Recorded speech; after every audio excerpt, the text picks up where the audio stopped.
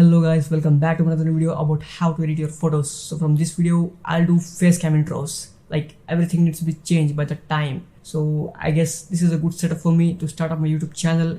Comment down below if you guys like my new setup. So moving forward to the video. So today in this video I'm going to show you how you guys can edit your cosplays. So without wasting any time, let's get started.